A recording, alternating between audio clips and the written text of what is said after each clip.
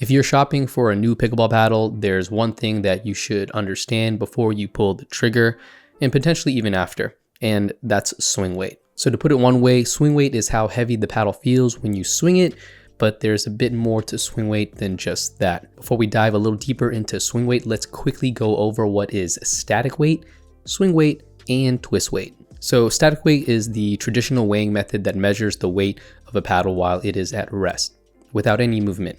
You are essentially just putting it on a scale.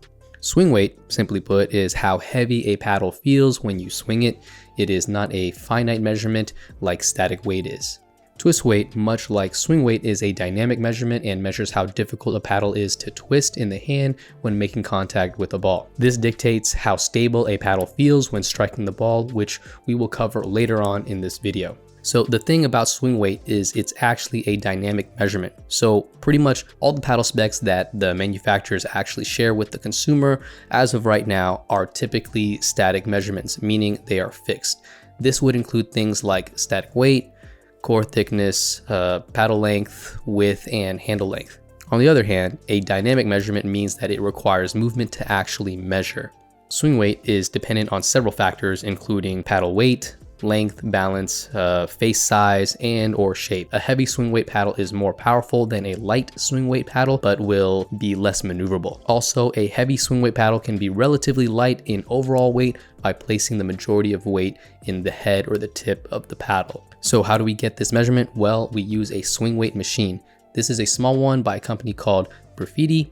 What it does is essentially moves and swings the paddle, and there is an accelerometer or instrument that spits out a number. The unit of measurement for this number is kilograms times centimeters square. For the sake of this video, all you need to know is that the higher the number, the heavier the paddle will feel when swinging it. So how do you get a heavier swing weight? Well, the further you place the weight away from the butt cap, so like the tip of the paddle, the tip of the head of the paddle, the higher the swing weight will be. To better illustrate this concept, let's take a look at a hammer. If you swing the hammer from the handle like it was intended, it's going to feel heavy and take some more energy to maneuver it. If you take that same hammer and hold it by its head and swing it instead, it will feel easy to swing by comparison. We didn't add any additional weight and the static weight did not change. So why should you care?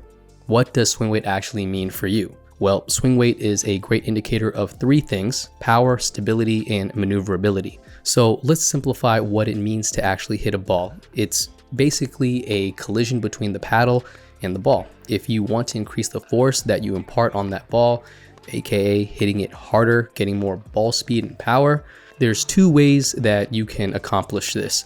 And the first is to swing faster, and the second one is to hit that ball with a heavier object. So by increasing swing weight, we can apply more force from the paddle to the ball, effectively winning that collision. So the higher the swing weight, the more power you can impart on the ball. And it should also feel a lot more stable because the paddle has no problem just pushing through the ball with its extra mass. This additional power does come at a cost though, and that is maneuverability. If the paddle is too head heavy, it may feel sluggish when trying to move the paddle quickly, and this may not be ideal when it comes to fast volley exchanges that you may find yourself in when playing doubles. However, this higher swing weight you might find more beneficial when playing singles. If you want to learn more about how to increase the swing weight of your paddle or just applying weight to your paddle, you can check out the video here or down in the description. Twist weight, like swing weight, is a dynamic measurement, meaning it requires movement to measure. What does twist weight measure exactly? It measures the paddle's resistance to twisting along its length. Twist weight, which is synonymous with torsional stability, essentially quantifies how a pickleball paddle resists rotation when striking a ball off center. Paddles with a higher twist weight exhibit minimal rotation similar to a sweet spot hit, while those with lower values are more responsive to off-center impacts, affecting overall paddle stability.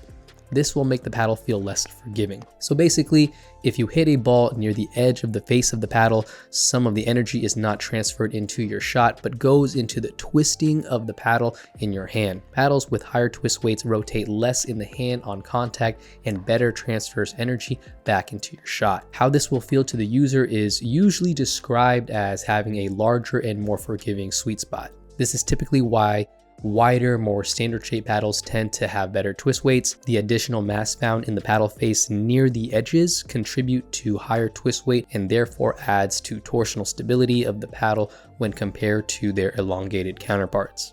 You can increase twist weight by adding lead or tungsten tape to the edges of your paddle. Just note that when adding weight, you may also decrease the speed and maneuverability of your paddle. So it's important to find the right balance for your playing style. If you want to see or learn more about how and where to add weight to your paddle, you can check the link in the video description below. All right, that's it for this video. Catch you guys on the courts.